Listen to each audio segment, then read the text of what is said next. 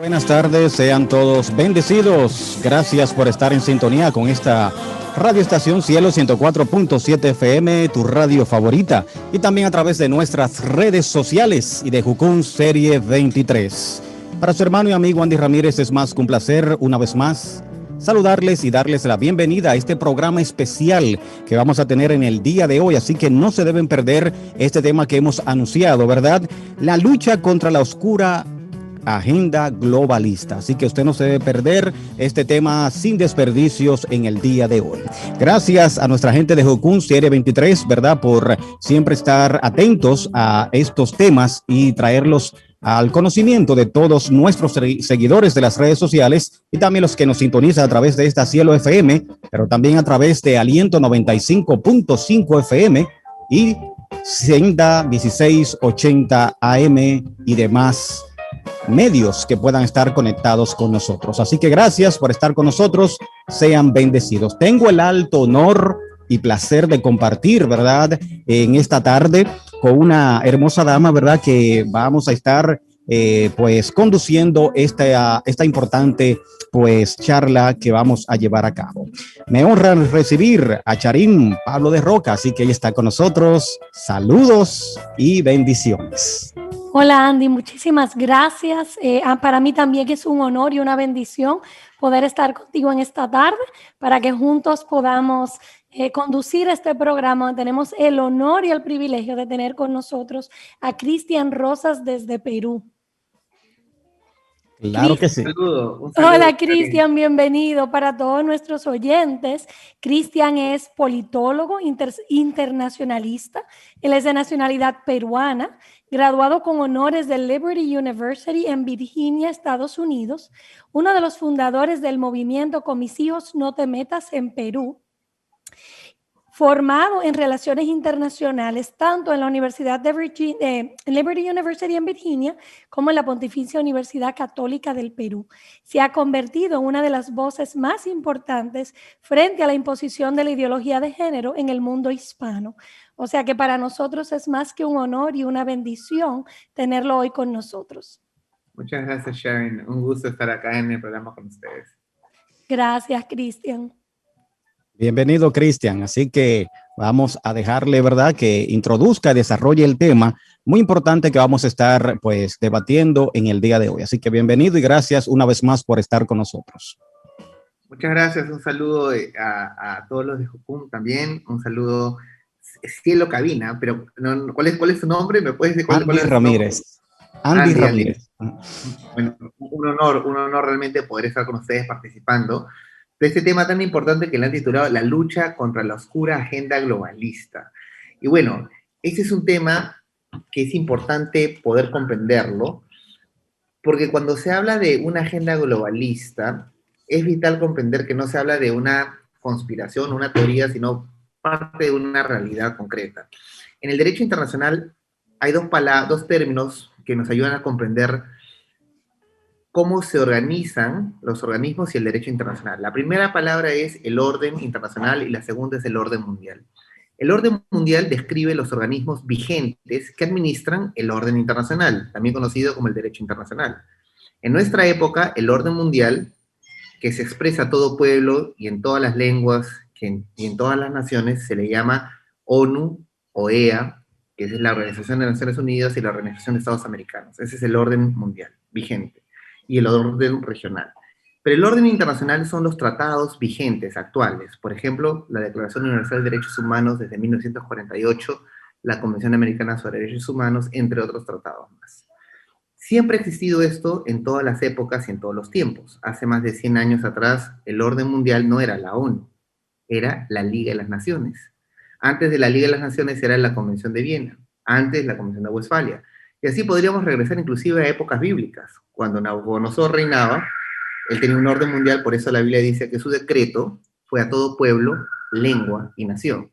O sea, justo el requisito que describe un orden mundial y un orden internacional. Lo vemos también con Daniel, el rey Darío, que cuando emitió su decreto fue refrendado por la ley de Media y de Persa, que sería equivalente a decir fue refrendado por la OEA y la ONU.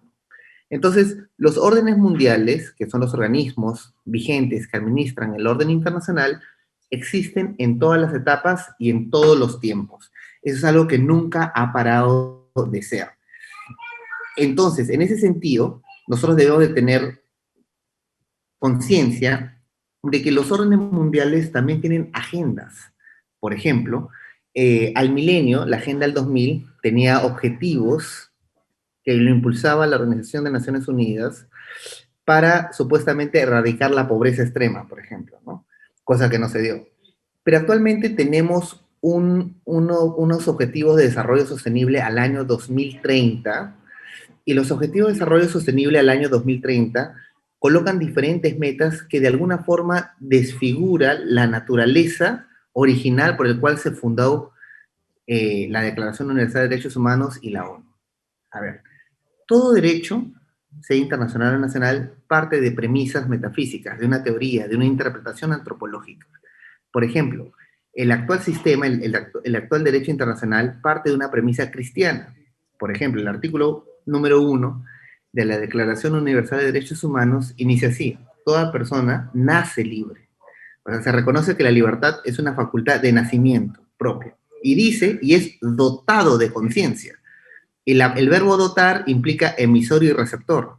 El receptor es el individuo, el ser humano, que tiene conciencia. Y la pregunta es, ¿quién es el emisor? No lo dice explícitamente, pero se puede deducir implícitamente que se está refiriendo al creador, porque el verbo endaur o dotar es un verbo comúnmente usado entre cristianos para describir cómo Dios nos imparte. Por ejemplo, el concepto de que la dignidad humana es algo inherente viene de la premisa cristiana que llevamos la imagen de Dios. Es porque llevamos la imagen de Dios que nos reconocemos con dignidad inherente. Y así está en la Declaración Universal de Derechos Humanos y el genoma humano. En su artículo número 1 dice, la dignidad es intrínseca al genoma humano. Y el genoma se da en el instante de la concepción. ¿Pero por qué es intrínseca al genoma? Porque precisamente quien lo codifica, quien hace toda la codificación de la vida, no es el ser humano, es Dios. Ahí está plasmado su imagen, la imagen de Dios. Entonces, la imagen de Dios es lo que hoy se reconoce como la dignidad inherente. Como lo dijo John Locke, el teorista inglés, decía, toda persona tiene una dignidad inherente porque refleja la imagen de Dios. Y el concepto de que la libertad es una facultad natural propia del ser humano y que lo reconoce la Declaración Universal de Derechos Humanos como un hecho concreto, dice toda persona nace libre, es lo que bíblicamente se entiende que somos creados a imagen con dignidad y semejanza, que se diga con libertad. Bajo esta óptica, el derecho internacional no es una conquista humana del hombre, no es que conquistamos nuestra libertad, ni nos emancipamos, no, sino simplemente es la conquista de la conciencia y el corazón humano. Lo único que hace el derecho internacional es reconocer, muy importante este verbo, no establecer, no definir. Por eso el derecho internacional no define lo que es la familia, no define lo que es el matrimonio, porque no tiene facultades para definir, ni mucho menos establecer aquello que precede la existencia del Estado y el derecho internacional. El verbo que se emplea actualmente es se reconoce a la familia como un elemento natural. Se reconoce. ¿Por qué se reconoce y no se establece ni se funda? Porque la primera institución creada, inclusive antes de la creación del Estado y antes de la creación de la misma iglesia, es la familia, instituida por Dios mismo. Entonces, cuando hablamos de la vida, la máxima autoridad respecto a los temas de la vida, o la máxima autoridad respecto a los temas de la familia o la libertad, debemos de recordar que la palabra autoridad proviene del prefijo autor. Y la pregunta es, ¿quién es el autor de la vida y la familia? Evidentemente es Dios. No se podría comprender los derechos humanos fuera de Dios, porque ¿de dónde procedería el concepto de que toda persona es digna? Hitler, por ejemplo, pensaba que había vidas indignas de vivir. Y bajo esta premisa seleccionaba arbitrariamente quién debía vivir y no. En cambio, la cosmovisión judeo-cristiana reconoce que toda persona humana refleja la imagen de Dios. Por lo tanto, toda persona humana tiene una dignidad que es inherente. No es concedida ni por el Estado, ni por el derecho internacional, ni por la madre, si es adolescente, joven, adulta, casada, divorciada, concubina o novia o enamorada, ni tampoco por el padre. La dignidad no lo concede ni el padre, si se produjo en un acto de violación o no, con ley o sin ley. La dignidad es una facultad natural propia del ser humano, inherente. En ese sentido, no existe ninguna vida en la tierra humana que sea indigna de vivir. Y es la premisa de que toda persona tiene una dignidad inherente lo que hoy nos da el derecho a la vida. En otras palabras, cuando nosotros defendemos el derecho a la vida contra el aborto, la eugenesia, la eutanasia, la ortanasia, lo defendemos porque presumimos que toda vida es digna de vivir. Entonces, si toda vida es digna de vivir y la dignidad es inherente al genoma humano, en otras palabras, desde el momento de la concepción, como lo dice el artículo 4 de la Convención Americana sobre Derechos Humanos, el Pacto de San José, entonces no existe causal para el aborto válido. Si la dignidad es inherente, implica que no caduca la dignidad. O sea, si a una persona le da cáncer, sida o alguna enfermedad, no es que se vuelva indigno de vivir. Al contrario, es la dignidad del ser humano lo que impulsa la investigación médica, la vacuna, lo que impulsa el descubrimiento médico. De lo contrario, si una persona tuviera una enfermedad terminal y se emplearía la ortotanasia o la eutanasia, entonces estaría aplicando una política de descarte humano. Y la política de descarte humano anularía consigo la posibilidad de descubrir curas, tratamientos paliativos. En otras formas, sería una manera de extirpar el estímulo para el descubrimiento y el avance médico. De la misma forma, la eugenesia dice que hay que purificar la raza, y algo que ya ha sido absolutamente rechazado por la ciencia. O sea, no existe raza, para empezar, hay una sola raza, la raza humana. Y en ese sentido, ninguna vida es indigna de vivir, aún las vidas que tienen problemas congénitos, como ceguera, o tienen problemas neurológicos, o tienen problemas de desarrollo, o físicos. Eso no hace que una persona sea menos digna, en absoluto. Es por eso que eso nos impulsa a tener políticas que nos ayuden a ser verdaderamente inclusivos, porque no hay vida que sea inferior ni vida que sea superior. Esa premisa solamente existe bajo la teoría del darwinismo, que habla de la selección natural, donde hay el hombre más evolucionado y los subhumanos. Entonces, bajo esa premisa existen humanos inferiores y humanos superiores. En cambio, la Biblia, para la cosmovisión cristiana, es clara, porque Dios dice que no hace acepción de personas. Todos reflejamos su imagen. Es por eso que cuando el darwinismo no solamente fue teoría, entre comillas, científica y académica, se tenían zoológicos humanos en Europa, en Holanda, en Bélgica, en Alemania. Y esos zoológicos humanos hacían que un pigmeo de África o un nativo del Amazonas estuviera en un zoológico al costado de un chimpancé. Y los niños iban a excursión y lanzaban un plátano, una manzana, y les explicaban que estos seres humanos aún no habían evolucionado plenamente. Y eso es algo que no ha sucedido hace más de 70 años atrás. Si ustedes ponen ahora en Google zoológicos humanos, se van a sorprender de cuántos zoológicos humanos había en Europa. Y para tapar la vergüenza han puesto en Bruselas el Parlamento Europeo, y todos los lugares donde había zoológicos humanos han erigido nuevos edificios, de esa forma intentan tapar la historia. Pero esto ocurrió porque la mentira se impuso en la cultura. La mentira darwinista que decía que el sexo fuerte era el hombre y el sexo débil era la mujer. Eso introdujo el machismo de forma teórica, porque la Biblia usa la palabra macho para referirse a los animales y hombre o ish para referirse al ser humano, porque son distintos en género, distintos en especie. En cambio, el darwinismo no habla del hombre, habla solo del macho. No hace la distinción de especie, el macho evolucionado. Es por eso que, bajo esa percepción errada del ser humano antropológica, el macho es el sexo fuerte, de ahí viene el machismo, y la mujer el sexo débil. Entonces, cuando las mentiras se imponen de forma teórica, académica, cultural, se transforman en elementos de carácter legal. Y cuando se hacen de carácter legal, entonces viene la injusticia. ¿Por qué? Porque se construye un sistema jurídico basado en la mentira. La Biblia es clara, por ejemplo, en Isaías 59, del versículo 14 al 15, donde dice, el derecho se puso lejos, la justicia no llegó, porque la verdad tropezó en la plaza y la equidad no pudo venir. Y el que se apartó del mal fue puesto en prisión en la cárcel. Y esto lo vio el Señor y desagradó a sus ojos porque pereció el derecho. En otras palabras, no se puede tener un sistema de justicia sin verdad, porque es un binomio. La premisa necesaria para la justicia es la verdad. Como dice la Biblia, los juicios del Señor son justos y son verdaderos a la vez.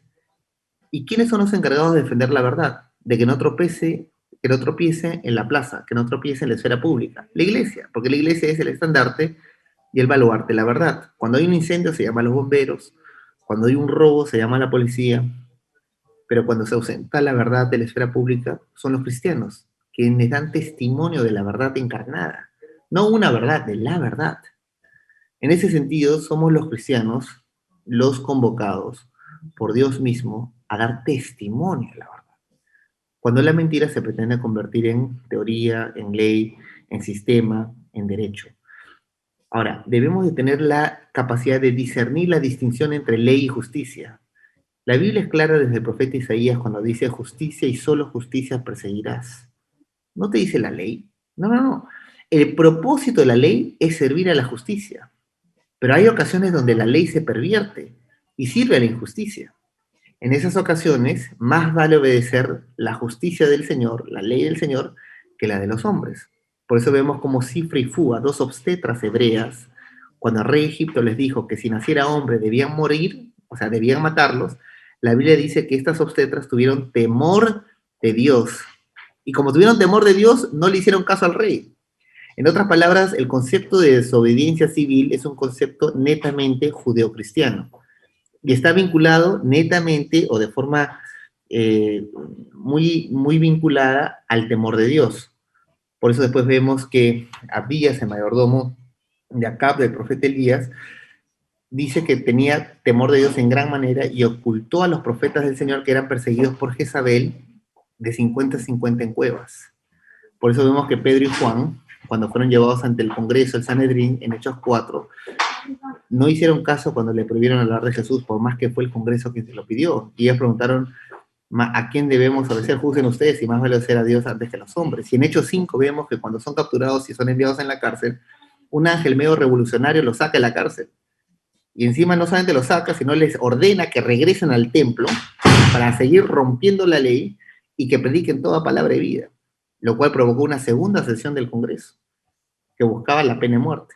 Felizmente un representante de la bancada de los fariseos, Gamaliel, levantó la mano y pudo hacer una defensa para que no sean ejecutados. Pero el castigo fue el azote, y la Biblia dice claramente que después de salir azotados, salieron gozosos de haber sido dignos de padecer como su Señor. Y termina el versículo Hechos 5 diciendo, y no dice de vez en cuando, sino dice, y todos los días, de casa en casa y de templo en templo, predicaban a Jesús el Mesías. En otras palabras, ese versículo lo que está diciendo es que todos los días quebraban la ley. Entonces, hay que tener una clara distinción entre ley y justicia. El cristiano está obligado moralmente a perseguir la justicia. Y nosotros obedecemos la ley porque es bueno. En otras palabras, no por temor al hombre. Un ateo obedece a la ley porque no quiere ir a la cárcel. Pero un cristiano obedece a la ley no por temor de ir a la cárcel, sino porque es bueno delante de Dios. Pero si la ley es mala delante de Dios, no la obedece. En otras palabras, la condicionante del cristiano para acatar la ley es la justicia. Porque la ley del Señor siempre será superior. Es supraterrenal, ni siquiera es supranacional, como algunos edictos o algunas normas, como la ley Sharia, que apela a una jurisdicción supranacional, que va por encima de las naciones. La ley del Señor es supraterrenal, está por encima de cualquier acuerdo del globo terráqueo. Bajo ese sentido, el cristiano entonces es un esclavo de la justicia, como decía Pablo. He dejado de ser esclavo del pecado y ahora soy esclavo de la justicia. Y una vez más, para que la justicia sea justa, debe ser veraz, debe ser verdad. Por eso cuando se emplea la teoría, la falsa teoría de género, conocida como la ideología de género, que no solamente pretende institucionalizar la mentira, la fantasía, la falsa identidad, sino que busca que todos nos convirtamos en cínicos y creamos una mentira porque conviene legalmente, y nos obliga a repetir la mentira con nuestra boca con nuestras calorías que usamos para gesticular y verbalizar las palabras, o sea, con nuestras fuerzas, estamos entonces entregándole al César lo que únicamente pertenece a Dios. No le podemos rendir ni la lengua, ni siquiera una caloría para gesticular una sola palabra para maldecir. Porque el Señor no nos bendice solamente porque merecemos ser bendecidos, es al revés, es por gracia que nos bendice, pero esta bendición debe de seguir fluyendo a través nuestro. Y nos protege de la maldición no solamente porque nos quiere preservar o lo merezcamos, sino porque no quiere que la maldición siga fluyendo a través nuestro. En una entrevista me hicieron con el presidente de la Federación Transexual en Perú, me preguntaron, señor Rosas, usted como vocero del colectivo Con Mis Hijos No Te Metas, ¿qué le tiene que decir al señor Michael Romani? Dije, bueno, gracias por la invitación a la entrevista, muy buenas noches, señora. Entonces el presidente de la Federación Transexual me dijo, no se lo permito, rectifíquese en este instante, soy el señor Michael Romani. Y le dije al periodista, lamentablemente no puedo hacerlo. Le preguntaron, ¿por qué? Porque soy cristiano. Como cristiano no puedo ser cómplice de una mentira. No puedo venir a un programa de televisión y hacer una carnicería de mi conciencia. Pretender no saber lo que todos sabemos. Inmediatamente el transexual me dijo, señor Rosa, lo puedo denunciar por discriminación de identidad de género y podría ir a la cárcel mínimo 3 años a 5 años. Ante su amenaza le dije, bueno, me declaro culpable entonces de proclamar la verdad. Y estoy dispuesto a sufrir por proclamar la verdad, porque a esto estamos llamados. Jesús dijo, ningún siervo es mayor que su maestro, ni aquel que fue enviado mayor de aquel que lo envió. Es muy claro la palabra. Dice, si al padre de familia le llamaron Belcebú, ¿a ustedes qué no les van a llamar? En otras palabras, es importante comprender que el rol del cristiano en la tierra, un rol que tiene pues menos, bueno, aproximadamente en promedio 100 años a lo máximo en la tierra, que representa la intersección entre el tiempo y la eternidad, solo tiene propósito y sentido si lo rendimos para la gloria de Dios, bajo la visión cristiana. De lo contrario, es mejor morir y estar junto con nuestro Señor. Porque para el cristiano vivir es Cristo y morir es ganancia. Por eso el cristiano, ante las muertes del COVID de cristianos, no se entristece como aquel que no tiene esperanza. 1 Tesalonicenses 4 es un pasaje maravilloso porque el apóstol escribe diciendo, os escribo estas palabras para que no os entristezcáis por aquellos que duermen, como aquellos que no tienen esperanza, porque estamos convencidos que así como Jesucristo resucitó entre los muertos, así Él vendrá con todos aquellos que han creído en Él, resucitados. En otras palabras, el cristiano no puede tener miedo a la muerte tampoco, porque sí tenemos esperanza, y esa es la buena noticia. Entonces, ni por nada ni por nadie podemos atemorizarnos. El cristiano cree en la trascendencia, en la eternidad, y esto no es algo teórico, es algo práctico, porque esa practicidad de una fe encarnada nos impulsa a actuar sin temor alguno, aunque fuera inclusive riesgoso o linde corromper protocolos, como el Señor lo hizo en Marcos 1:40.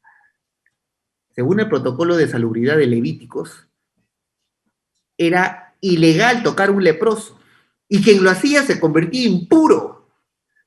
Y de pronto un leproso se le apareció a Jesús y le dijo, Señor, si tú quieres, me puedes sanar. Y el Señor dice que lo miró y dijo, sí quiero. ¿Y qué más dice Marcos? Dice, lo tocó. En otras palabras, rompió el protocolo de salubridad por amor, porque su corazón se llenó de misericordia. Y después dice que se apartó un tiempo, ¿no? O sea, fue lo suficientemente prudente, porque su intención no era generar un caos. Y todavía le dijo, no le cuentes a nadie, y de pronto todo Capernaum se enteró del milagro. ¿Qué es lo que estas lecciones nos dan luces? Que contra el amor no hay ley. Es muy sencillo. Contra el amor no hay ley. Y nuestro amor al Señor, que es con la totalidad de nuestras fuerzas, nuestra mente y nuestra alma, no puede estar condicionada por ningún mandato terrestre. Eso no es bíblico. Nunca hemos visto que la obra del Señor se detenga por algún mandato. Al revés, hemos visto que cuando decretos se han emitido a todo pueblo, lengua y nación, la obediencia y la fidelidad de sus hijos no solamente han logrado el milagro de ser librados del castigo humano, sino que han logrado modificar el decreto. Por ejemplo, en Nabucodonosor, después de ver el Shadrach, Mesach y Abednego librados del horno, dice que emitió otro decreto a todo pueblo, lengua y nación, reconociendo que el verdadero Dios era el Dios de Shadrach, Mesach y Abednego. Lo vemos con el rey Darío, refrendado bajo la ley de Media y de Persa. Y cuando ocurre el milagro, emite otro decreto a todo pueblo, lengua y nación.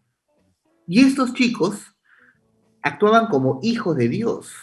Un hijo de Dios se reconoce una criatura con la imagen de su creador libre y sabe que hay aspectos que no le corresponden al Estado, ni a la ley, ni al sistema internacional. Por eso cuando Nabucodonosor los llama a petición a Shadrach, Mesach y Abednego y les increpa por qué no se postran ante la estatua si es una ley dada a todo pueblo, lengua y nación, y ellos eran los cautivos. ¿Qué le dice Shadrach, Mesach y Abednego? La primera respuesta le dice, no tenemos por qué darte razón de esto, rey. ¿Se dan cuenta? Le está diciendo que sobre esta materia ni siquiera le tiene que dar una explicación, ni siquiera es digno del argumento. No tenemos por qué darte respuesta a esto. Porque el Estado no tiene ninguna jurisdicción sobre el alma humana, ni el corazón. Segunda respuesta, le dice, aún nuestro Dios nos puede librar del horno de fuego. Y si no lo hace, aún así no nos postraremos. Es como el protocolo diplomático que Jesucristo mismo nos enseñó.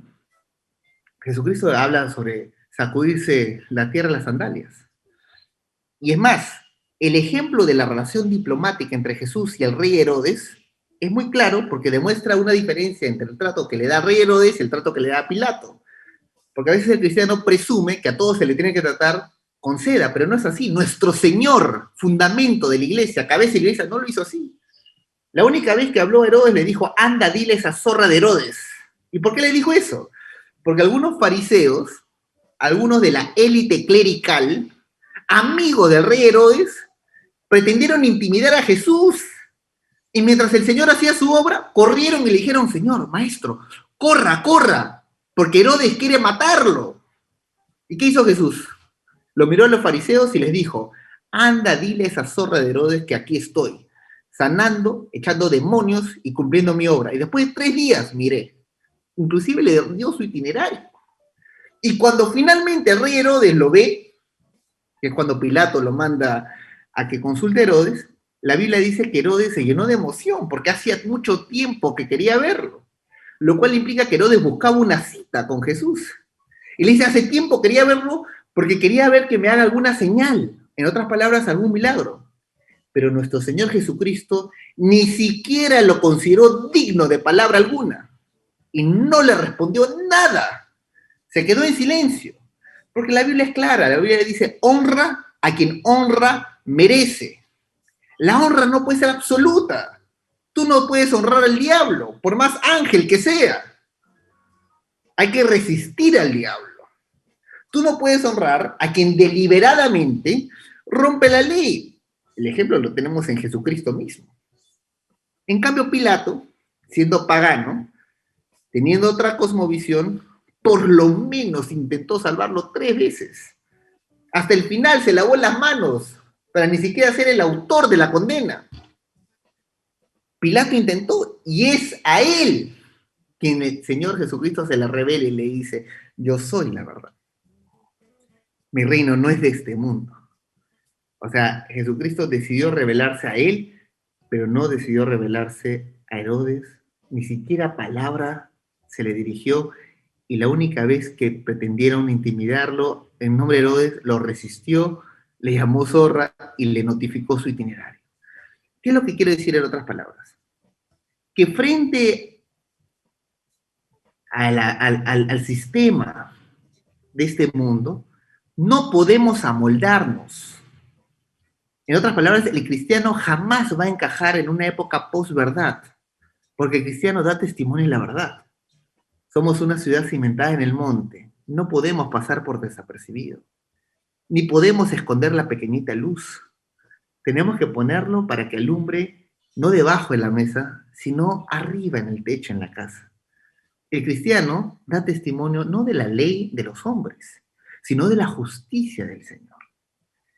En ese sentido, hoy, como antes, se pretende diseñar un decreto a todo pueblo, a toda lengua y a toda nación. Como ocurrió con Nabucodonosor, como ocurrió con Esther, como ocurrió con el rey Asuero, pareja de Esther, o también conocido como el rey Xerxes en griego, que lo sacaron en la película Esparta, ¿no? Los 300 espartanos. El rey Xerxes es el mismo de la Biblia, el rey Asuero, lo único que es el nombre griego. O como lo hizo el rey Darío, a todo pueblo, lengua y nación. Hoy se pide lo mismo. Hoy a todo pueblo, lengua y nación se diseña a través de UNICEF un programa que se llama One Curriculum, un currículo, para que se aplique en todos los sistemas escolares de la Tierra. Y se induzca al niño a cuestionar lo que es, para luego convertirlo en un experimento de ideologías humanas, para inyectarle bombas químicas, hormonas del sexo opuesto. Inclusive en algunos casos extremos, mutilar órganos completamente saludables de su cuerpo para que sea coherente con una mentira ideológica.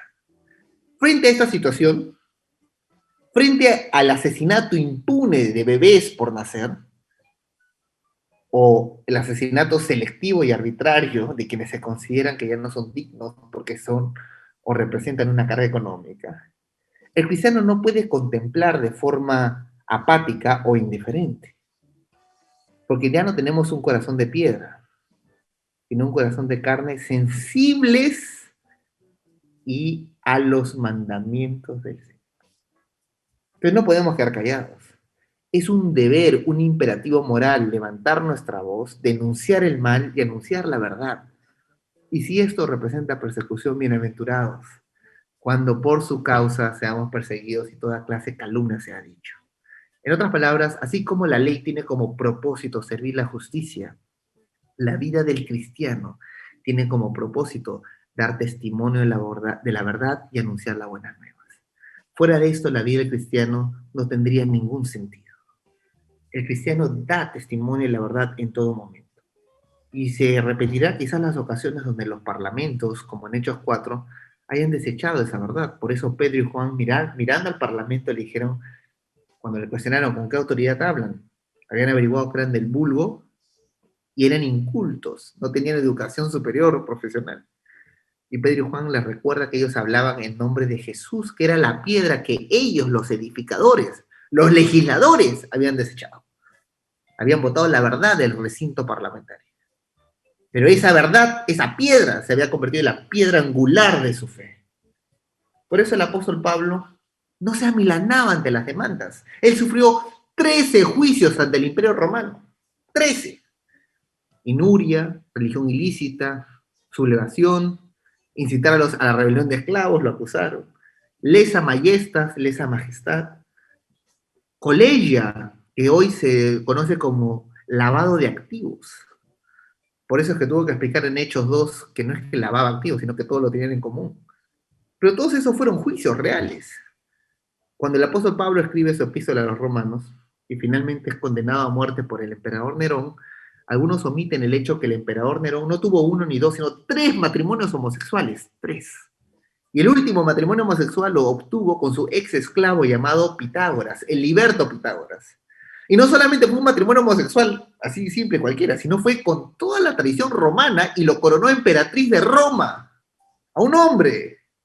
Y el apóstol Pablo denuncia esta inmoralidad sexual y se enfrenta a los juicios. Y como hombre de ley, era un hombre que podía tener la capacidad no de ganar el juicio, sino de apelar al César, en otras palabras, de prolongar el juicio para que todos lleguen al conocimiento de la verdad que era Jesucristo. Porque estaba convencido que lo único que podría librar a Roma era Jesús. Tanto así que cuando lo apedraban de muerte, o sea, en coma, en vez de llamar a la ambulancia e irse con un taxi, se arrastraba en coma y entraba al mismo pueblo que lo había apedrado y anunciaba, no me avergüenza el evangelio porque es poder de salvación.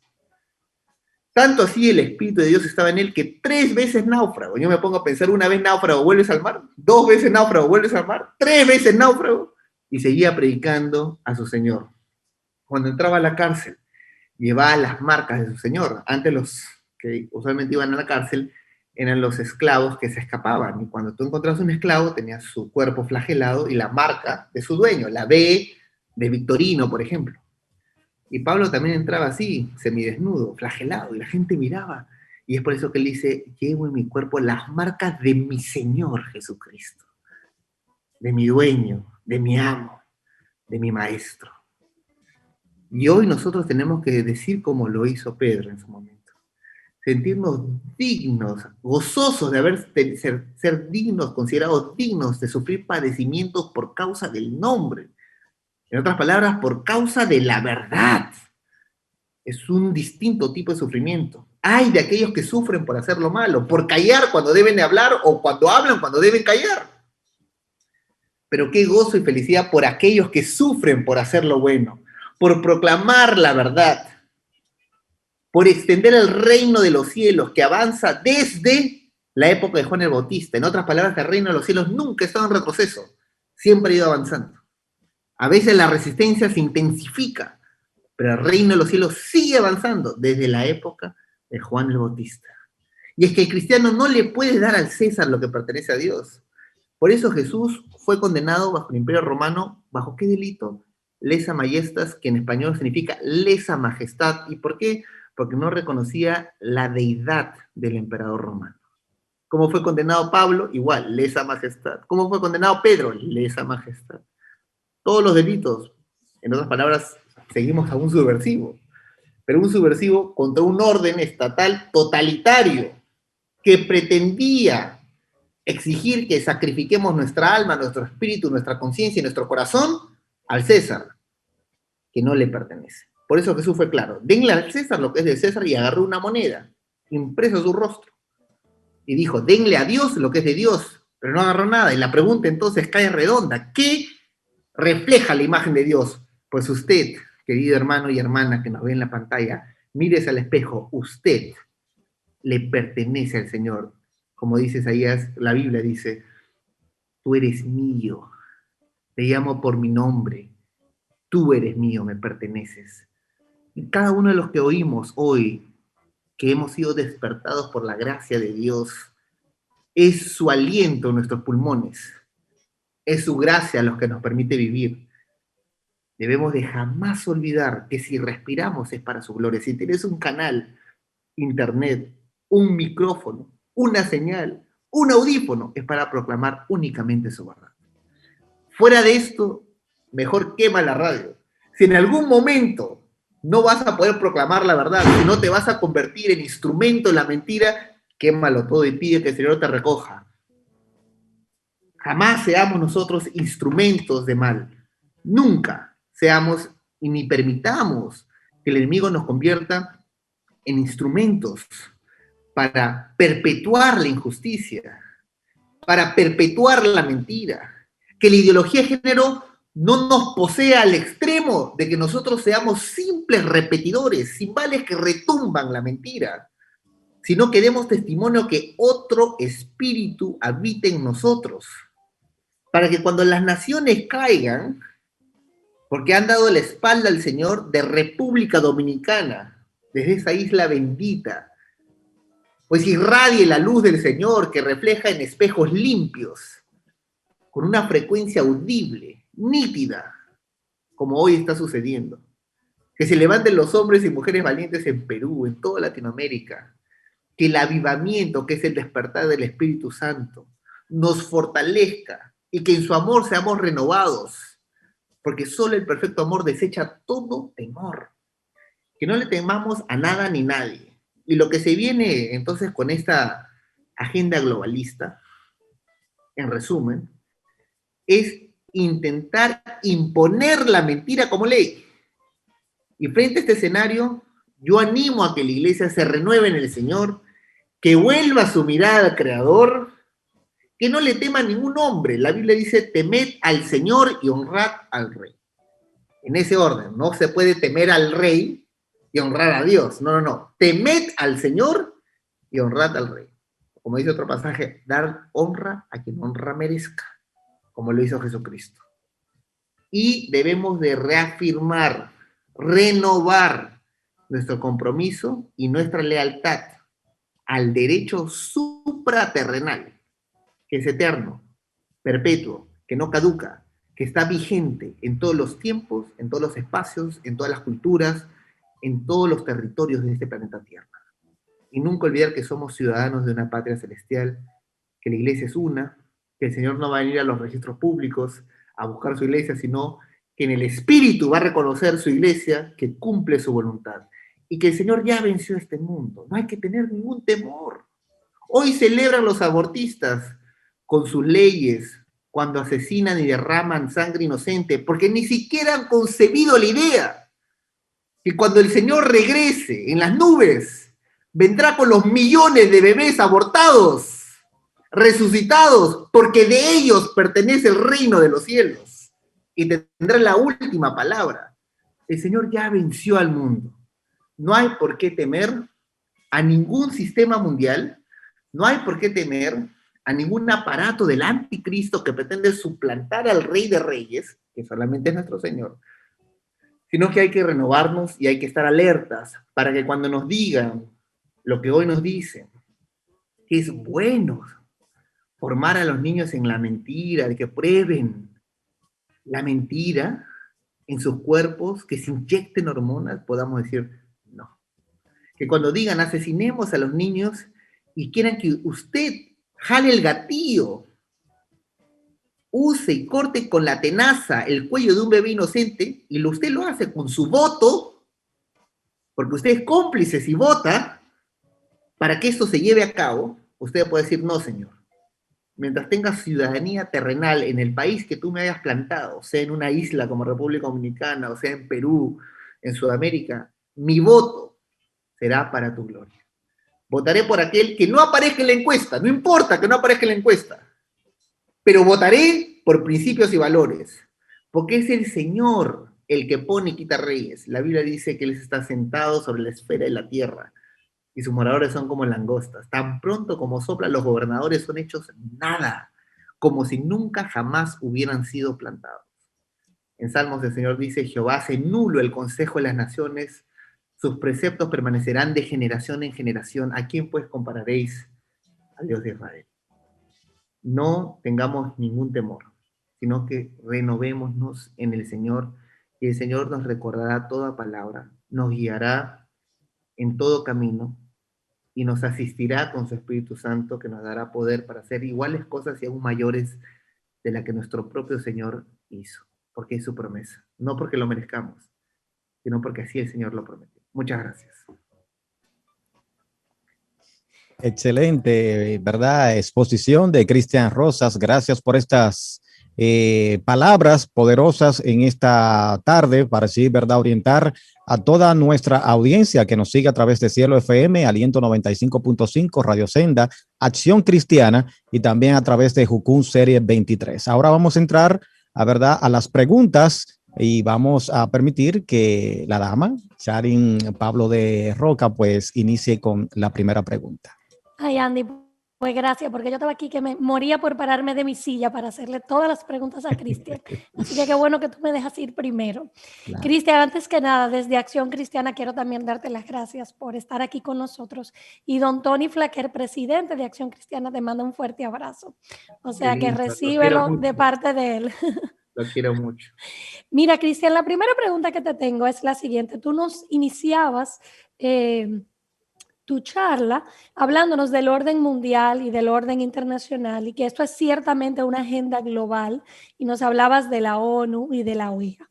Pero yo quisiera que puntualmente tú nos señales, primeramente, ¿cuál es la agenda? ¿Cuáles son esos temas que nos quieren imponer? Está aborto, ideología de género, pero yo sé que hay otros temas. ¿Cuál es la agenda que nos quieren imponer?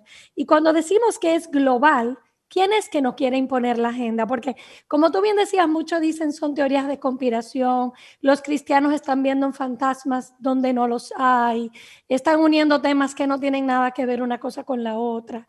Entonces, yo quisiera que tú nos puntualices cuál es la agenda y quién quiere imponernos la agenda. Muy buena pregunta. En el derecho internacional, desde que se inició tanto la ONU como la Ley de las Naciones, ambos se fundamentan bajo la teoría que Immanuel Kant desarrolla y que lo podemos leer en el pequeño libro llamado La Paz Perpetua. De paso, aprovecho para recomendar a aquellos que estén interesados en poder leer este libro. En este libro, que es llamado La Paz Perpetua, escrito por Immanuel Kant, se desarrolla, digamos, el blueprint, que sería el plano para la construcción del derecho internacional, dentro de las cuales describe el consenso entre repúblicas o entre sistemas homólogos que compartan el mismo denominador común. Por eso es que la Declaración Universal de Derechos Humanos es la base, el fundamento para formar las Naciones Unidas. O sea, se parte de una misma premisa, de un mismo acuerdo, de una misma declaración. Bajo esta declaración, como le explicaba al inicio, se reconoce que toda vida tiene una dignidad inherente, la dignidad está vinculada al genoma, las personas nacen libres, somos dotados de conciencia. La declaración se hace para evitar que el individuo sea otra vez aplastado por los sistemas políticos, como había ocurrido después de la Segunda Guerra Mundial. Sin embargo, vino una generación que primero no entendía ni estaba de acuerdo con esas premisas. Y esa generación, lejos de mantener el diseño y el propósito original, que era proteger al ciudadano, al individuo, a la minoría más importante, porque la minoría más importante en un Estado de Derecho no son minorías en plural, de dos a más. La minoría más importante en un Estado de Derecho es el individuo. De lo contrario, estaríamos en una lucha de clases. Cuando se habla de minorías de dos a más, estamos bajo el paradigma marxista, lucha de clases. La única minoría en el Estado de Derecho es el individuo. El individuo es la razón por la cual se crea el Estado, para que ese individuo pueda expresar libremente lo que cree, piensa o opina. Entonces, el derecho internacional se alimenta del consenso. Durante el gobierno del presidente Barack Obama, durante la Secretaría de Estado de Hillary Clinton, se impulsó a que la Asamblea General de las Naciones Unidas adoptara un compromiso para llegar a culminar, a completar los objetivos de desarrollo sostenible hasta el año 2030.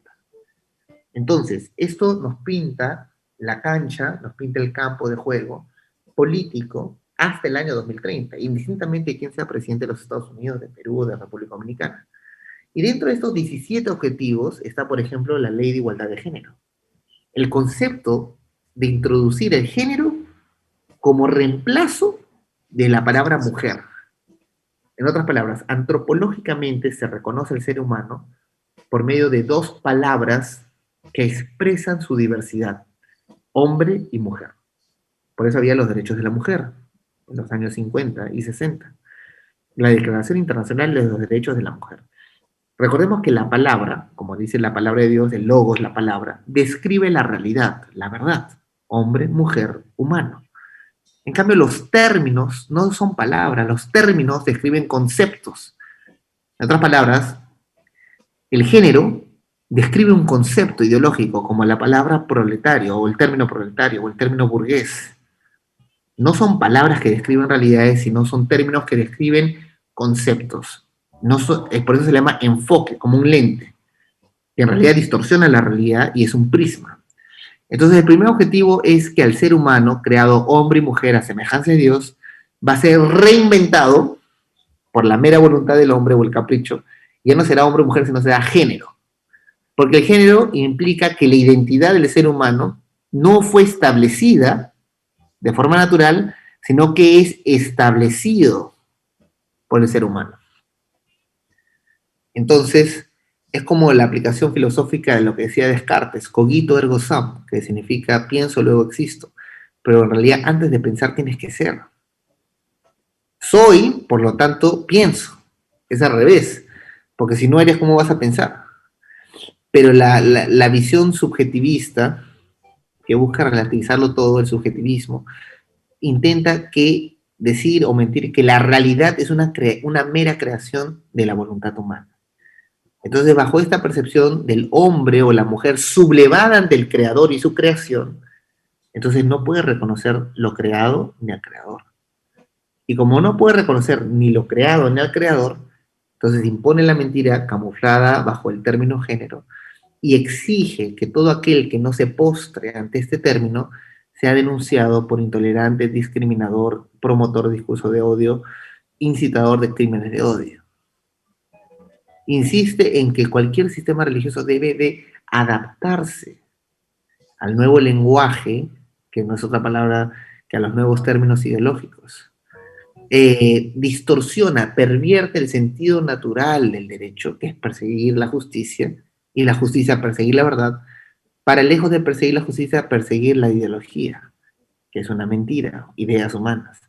Entonces se dice que el derecho a la vida, que está anclado en el reconocimiento de la dignidad inherente, ahora es una concesión arbitraria de la voluntad de la mujer, como si la madre hubiera creado al hijo. No, quien sopla el aliento de vida es Dios. La madre alberga al hijo, pero no lo crea. No tiene la autoridad sobre su vida porque no fue el autor de la vida. Pero esa mentira dice no, que la madre, al poder procrear, tener el epicentro de poder más grande que es dar la vida, entonces debe de tener capacidad para matarlo también. En otras palabras, le susurra la mentira que tiene potestad sobre la vida y la muerte, algo que solamente corresponde a Dios. Tercero, intentan que el hombre se asuma un parásito de la tierra, introduciendo la falacia del panteísmo, la resurrección del panteísmo, el relativismo, que se camufla a través del sentido de la Pachamama, del cuidado del medio ambiente, que no debemos de confundirlo con el buen cuidado ecológico. Somos mayordomos de la creación, pero la tierra fue creada para el ser humano. Por eso la Biblia dice que fue buena. Cuando Dios dice, hizo la luz y vio que fue buena, ¿acaso hay una luz mala? No, se le llama buena porque cumple el propósito por el cual fue creado. El sol, la luna, las estrellas, la tierra, todo fue buena. El hombre fue el único que se cayó, pero lo demás cumple su propósito, y por ende un poco la creación, ¿no? Las criaturas. Pero hoy nos quieren decir que el ser humano es el virus de la tierra, y por ende debemos delimitar al ser humano, y pretenden santificar o convertir en deidad a las criaturas, a los animales y a la creación. Entonces ya no se puede hacer un experimento, no un experimento, sino una excavación, una exploración minera o petrolera, porque supuestamente se está atentando contra la madre tierra, que es una deidad inventada por los ambientalistas, cuando en realidad esos pozos petroleros y esos recursos de minerales fueron creados para el negocio y disfrute del ser humano, porque el Señor nos da potestad, sojuzgar la tierra, nos pide que nos fortifiquemos y multipliquemos, y juzguemos sobre las bestias del campo, las aves de los cielos, los peces del mar. Entonces, esto está insertado en la Agenda 2030. Y lo que nosotros vemos con proyectos de ley, por ejemplo, la no discriminación de identidad de género, orientación sexual, unión civil, matrimonio homosexual, adopción de niños por parejas gays, el sistema educativo de género, educación sexual integral, todos son eufemismos para introducir la mentira y reemplazar la verdad por la mentira.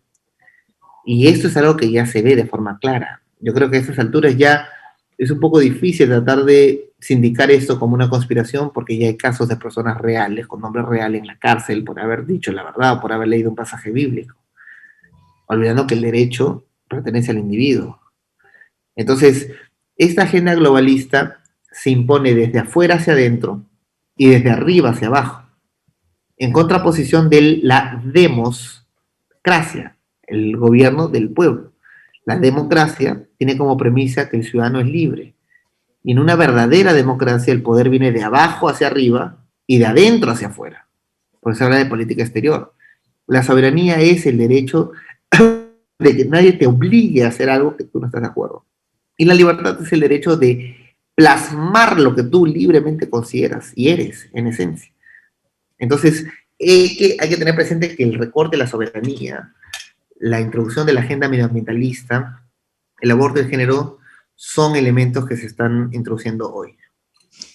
Otra de las preguntas que tenemos es la siguiente. Ya alrededor de algunos 30 países se ha aprobado ya el matrimonio homosexual. Países como Bélgica, España, Portugal, Argentina, Estados Unidos, un montón de países. Inclusive el recién presidente de los Estados Unidos, Joe Biden, pues inmediatamente asumió la presidencia de ese país, pues firmó decretos, ¿verdad? Dándole ya pues rienda suelta a parte de esta agenda. ¿Cómo nosotros enfrentamos? Cuando digo nosotros me refiero a los países donde todavía no se ha aplicado al 100%, ¿verdad? La agenda, pero sí se promueve inclusive desde los gobiernos, y que nosotros, ¿cómo podemos enfrentar esta agenda globalista a pesar de haber sectores poderosos, ¿verdad? Gobiernos, instituciones que están luchando para que esto sea una realidad? Entonces, ¿cómo nosotros la enfrentamos? Muy bien. Hay miles de formas de hacerlo, pero la manera más práctica y concreta es de forma existencial. En otras palabras, el derecho que no se ejerce y que no se aplica, se pierde, pues. Se vuelve obsoleto y por lo tanto se deroga de forma natural. En otras palabras, nosotros que hoy tenemos libertad religiosa, si no ejercemos esa libertad religiosa para expresar lo que creemos y hacer lo que creemos, entonces de manera de facto ya fue derogada porque no lo hacemos. Y por lo tanto, la derogación sería una cuestión simplemente procedimental, un trámite. Entonces, el cristiano tiene el deber de defender la institución que Dios ha creado, que es la familia. Y tiene que oponerse a quienes pretendan caricaturizarlo, disminuirlo, desfigurarlo o sobre todo abolirlo. Entonces, es indistinto si lo aprobaron en un país, 50 países, 80 países, porque la verdad es una. Claro que sí, es un punto de referencia, ¿no? Como quien ve afuera el cielo, si está lloviendo, sale con chaqueta. O si hace sol, se pone un sombrero. O si hace nieve, se pone botas. Pero ningún factor externo puede condicionar que salgas. De la misma forma, el cristiano tiene que salir y proclamar la verdad. Si aún es permitido, a buena hora. Y si es ilegal, a buena hora igual. Entonces, el cristiano no debe de depender del contexto político, porque eso es algo que va por cuerdas separadas. El cristiano no se mueve por vista, sino por fe. Y es esa fe lo que le impulsa a actuar y ver las cosas que no son como si fueran. Por ejemplo, en el caso del Perú, después de haber completado esa entrevista que compartí con el transexual, después de haberme declarado culpable de proclamar la verdad y de no haber logrado que me intimidaran, se convirtió en una tendencia en Twitter y todo el mundo comenzó a decir, encarcéleme a mí también, yo también me voy a la cárcel, yo también soy cristiano. ¿Y qué pasó? Se derogó la ley. En otras palabras, a veces la forma más clara y concreta de derogar una ley es simplemente desacatarlo y desafiarlo de forma clara y contundente, sin ningún temor, ni vergüenza, ni titubeo alguno, porque la valentía inspira a otros valientes. El desafiar la mentira inspira a que otros lo desafíen. Entonces yo creo que lo principal cristiano es recordar que nosotros tenemos anclado nuestro corazón y lealtad a una ley supraterrenal, perpetua, vigente en todos los espacios y tiempos. Segundo, tenemos que apoyar a aquellos hombres y mujeres valientes que se atreven a entrar a la esfera pública y orar por ellos, como Esther pidió a Mardoqueo que oraran por ella. Orar por ellos, para que el Señor les dé sabiduría. ¿Y qué sabiduría le dio Esther, no? Y yo creo que de la misma manera nos puede dar sabiduría ahora a los hermanos y hermanos que están ahorita en el gobierno. Así como hay Judas en cada grupo, también hay Nicodemos en todos lados. Entonces, no pensemos solamente que los traidores están de un lado, ¿no? Uno nunca sabe las batallas que se dan. Y pues, en ese sentido, nunca nos cansemos de hacer el bien, sino conquistemos el mal con el bien. Mi sugerencia sería muy práctica y elemental, seguir proclamando la verdad sin temor alguno, como que si la ley no hubiera existido, como lo hizo Daniel, no una ni dos, sino 3 veces al día desafió la ley, lo rompió deliberadamente y oró como si ninguna ley hubiera pasado. Cristian, mira otra pregunta que tengo para ti. Esta agenda globalista decimos que es una especie de dictadura ideológica, pero como tú bien decías, somos países soberanos. Se impone desde fuera, pero ¿cómo se impone? ¿Quién la financia? Nosotros sabemos que todos estos grupos que promueven en nuestros países el aborto y la ideología de género y el matrimonio homosexual y los derechos de los transgéneros, etcétera, etcétera, cuentan con un caudal de dinero increíble porque no se da cuenta por la calidad de las campañas y las promociones que hacen. ¿De dónde viene ese dinero? ¿Cómo se financia? Bueno, ¿y qué rol juegan las agencias internacionales como el fondo, el FMI? El claro. FMI, el USAID, etcétera. Bueno, es muy sencillo. Los organismos, lamentablemente, están compuestos por seres humanos, caídos a veces, y peor aún, rebelados. Entonces, estos se orquestan, se organizan para hacer lo malo. Maquinan los pueblos. Hay maquinaciones de los pueblos. Como dice Salmos, el Señor frustra las maquinaciones de los pueblos. Amén. Hay maquinaciones, siempre lo han habido y siempre lo habrán. No es que derrotando, imaginemos que mañana derrotemos el aborto y el género, igual mañana nuestros hijos y nietos y bisnietos tendrán que enfrentar a otros desafíos. Es algo inevitable en la historia humana. A todos los tiempos, a todos los cristianos nos ha tocado enfrentar el mismo problema en una dimensión y en una intensidad diferente, pero es parte de la realidad humana, es parte del tránsito terrestre. O sea, mientras estemos en la Tierra, vamos a tener que transitar y lidiar con esos problemas. Entonces, lo que nosotros vemos hoy, que precisamente es la organización, la orquestación del mal, es porque ese espíritu, que es el espíritu del orgullo, por eso invocan la marcha del orgullo, que es el aliado antiguo, el primer pecado, ¿no? Es lo que los convoca, porque el orgullo cega la razón, no importa la verdad ni la justicia. El orgulloso, aunque sabe que 2 más 2 es 4, dice que es 5, y no le importa quién se lo diga, para él es 5 y punto, porque está lleno de orgullo, ¿no? Entonces, este mal se orquesta e invoca a elementos espirituales antiguos como el orgullo, el resentimiento, el odio, la falta de perdón, el celo. Y del otro lado, nosotros como cristianos tenemos que invocar más bien a la fe, al amor, a la perseverancia, a la constancia. Entonces, lo que vemos es que estos grupos orquestados y unidos por el mal, por la mentira, por la sublevación a la ley del Señor, se orquestan y logran instrumentalizar aquellos organismos creados con un propósito distinto, lo pervierten y se convierten en instituciones represoras y persecutoras de la libertad y de la dignidad humana. Entonces, ¿qué hacer frente a este escenario? ¿Quién dirá, heme aquí, envíame a mí, Señor? La Biblia es clara, por ejemplo, hay un pasaje, una parábola en la Biblia, en el Antiguo Testamento sobre los árboles, ¿no? El viñedo no quería gobernar porque decía, mira, ¿qué voy a dejar mi viña, no? Y todos los árboles no querían gobernar. El único que sí quiso gobernar fue la zarza, ¿no? Pues la zarza gobernaba sobre el olivo, sobre los viñedos. Y hoy es igual, algo similar. ¿Quién dice, heme aquí, Señor, envíame al campo político?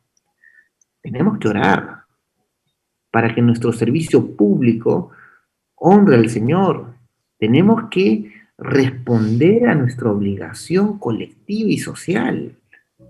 Nosotros no podemos ser indiferentes, porque algún día daremos cuentas a Dios y ante ese trono que es incorruptible.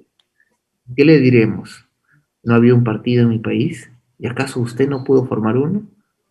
¿Acaso usted no pudo marcar la diferencia? ¿No pudo comprar un kit? ¿Qué le dirá? ¿Pero no tuve dinero? El Señor dirá, pero yo tengo recursos que ni a ti se te ha ocurrido. Mi poder es inextinguible. Tengo estrategias inalcanzables a comprender por el hombre. Yo comparto el caso del Perú. En el Perú nosotros derogamos 9 leyes de género, sacamos el gabinete del presidente, luego nos cerraron el Congreso. Ahora estamos en carrera presidencial una vez más, pero hay un hombre que se ha puesto los pantalones y está luchando con convicción por la defensa de la vida y la familia, y hoy está en segundo puesto en las encuestas. Esperemos que llegue a primer puesto una persona resuelta, en unidad, de un solo espíritu, entre cristianos, de diferentes denominaciones, congregaciones o nombres, pero que reconocen que la verdad es nuestra única guía, fundamento y cabeza. Y si se puede hacer en Perú, como se hizo en Brasil, en Polonia, en Hungría, aún en Estados Unidos hace poco, estoy seguro que se puede hacer en República Dominicana. Yo creo que el cristiano debe responder ese llamado. No podemos ser indiferentes, porque ¿qué cristiano es aquel que dice, esta área no le pertenece al Señor? Colosenses 1 es muy claro, el ministerio de la reconciliación nos recuerda que todo fue creado por medio de Él y para Él, sean tronos, potestades o gobiernos, fueron creados por medio de Él y para Él. O sea, tenemos que arrebatar aquello que el enemigo lo ha querido arrebatar y utilizar para mal, y a hacerlo nosotros para glorificar al Señor nuestro Dios, y hacerlo para bien, para que la justicia prime.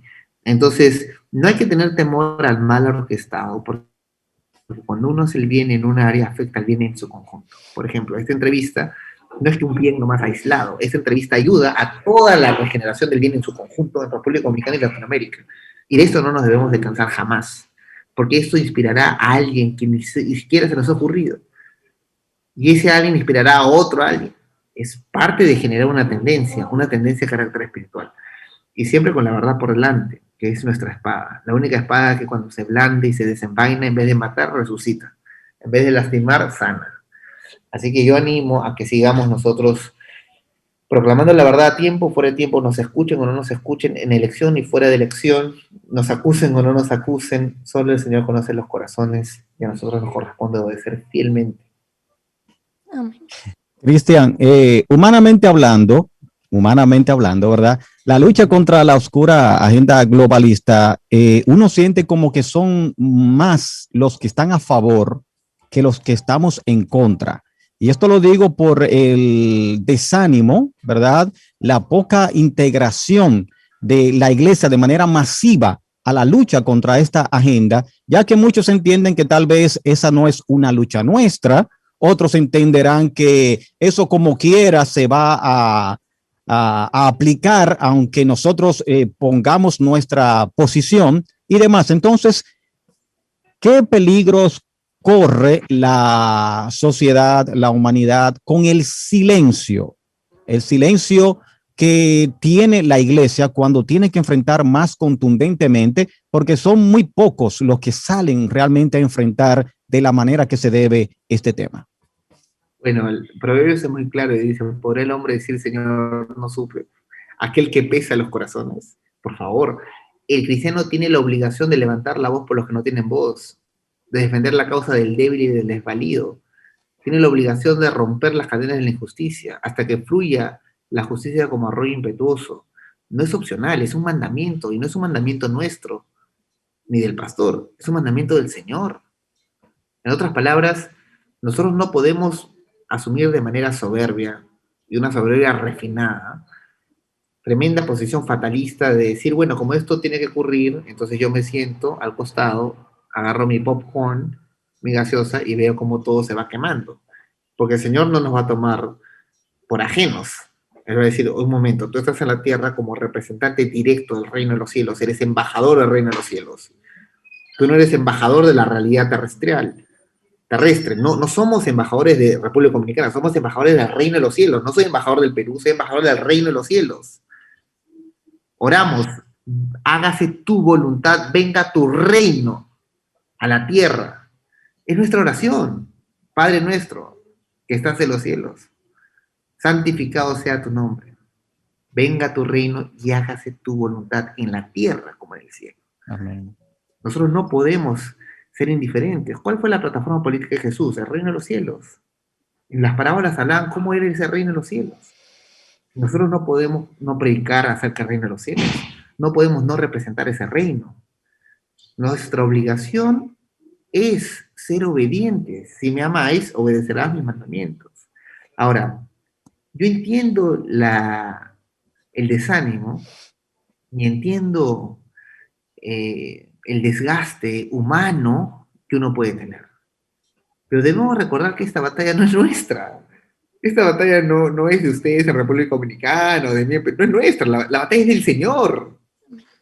Los refuerzos jamás se han reservado para los desertores. ¿O alguna vez han visto que han mandado un conjunto de militares que mandan un refuerzo a buscar a los desertores y decir, vuelvan a la batalla? No. Los refuerzos están reservados únicamente para aquellos que preservan en la batalla. Si República Dominicana quiere ver los refuerzos angelicales del Señor y ver cómo su obra se mueve, es necesario que no se rindan. Están prohibido rendirse, es necesario que exista una mujer, un hombre, que rompa todo vínculo con lo humano, que no le haga caso a ningún periódico, que entienda que aunque se sienta solo, el Señor prometió estar con ella o con él todos los días hasta el fin, que nos susurra en la oreja y nos dice, no te preocupes, yo ya vencí este mundo, que no se turbe vuestro corazón.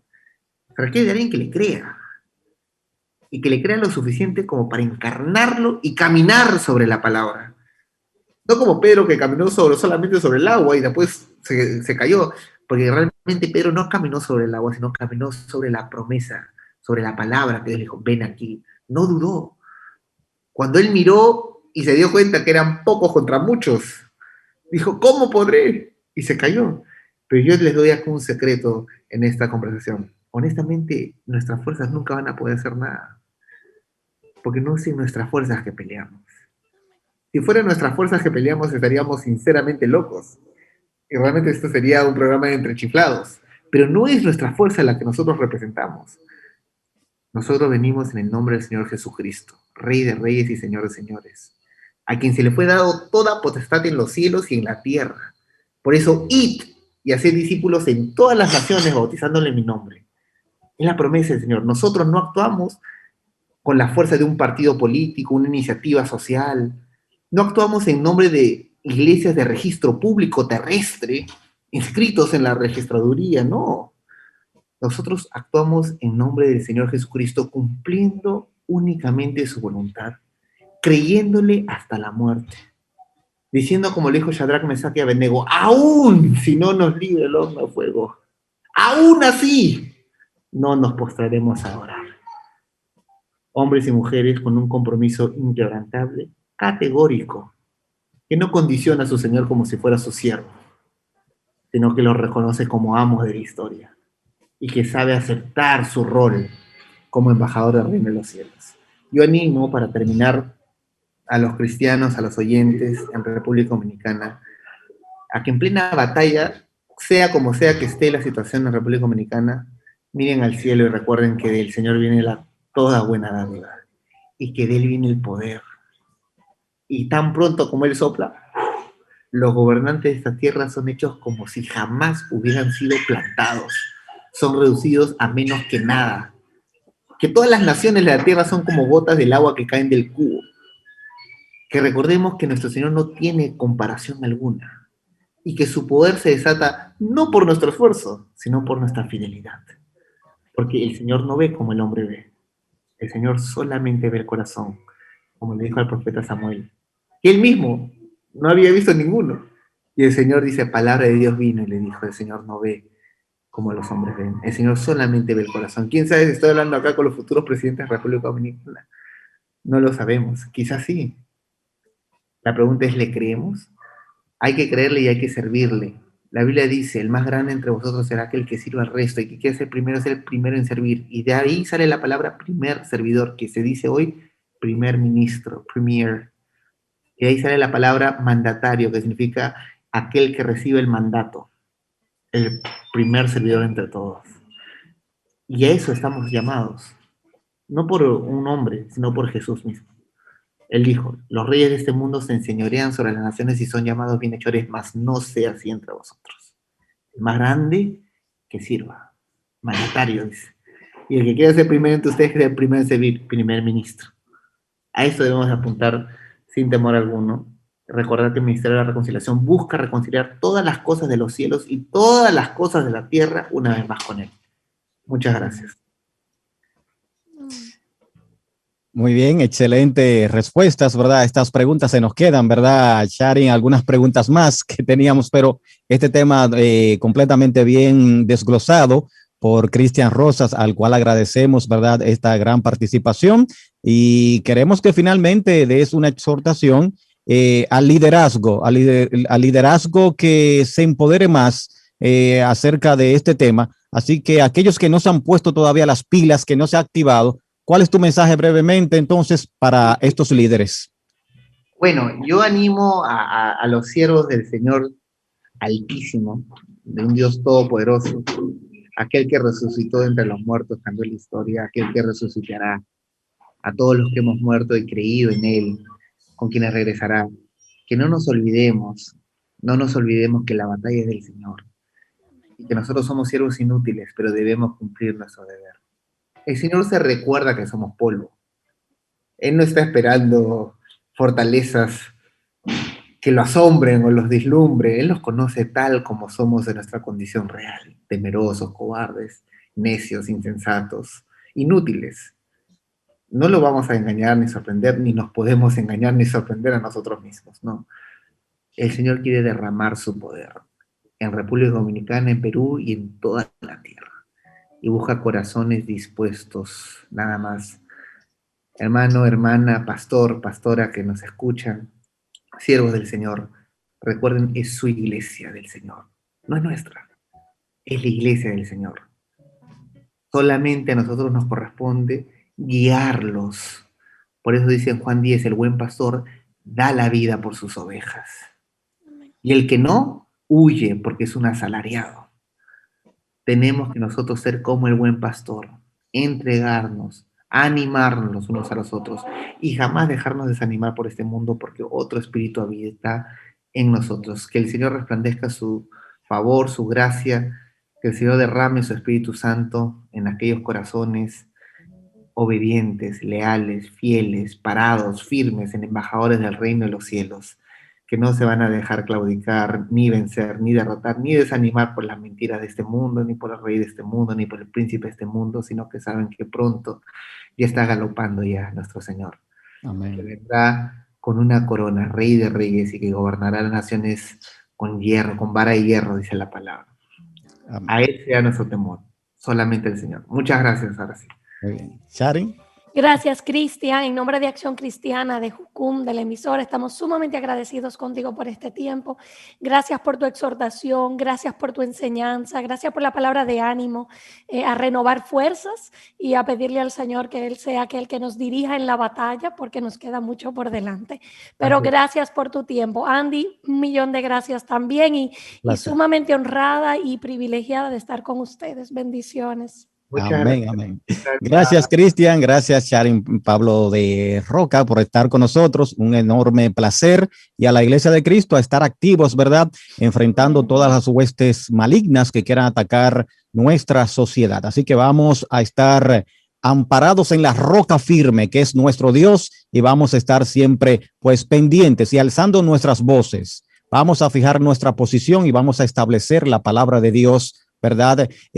Por encima de todas aquellas voces y gobiernos que quieran implementarnos costumbres y cosas totalmente diabólicas. Así que gracias a todos ustedes que nos siguieron a través de Jucum Serie 23, también a través de las diferentes páginas como Cielo FM, también Acción Cristiana, los que nos escucharon a través de Aliento 95.5 FM, Radio Senda 1680 AM y esta Radio Cielo 104.7.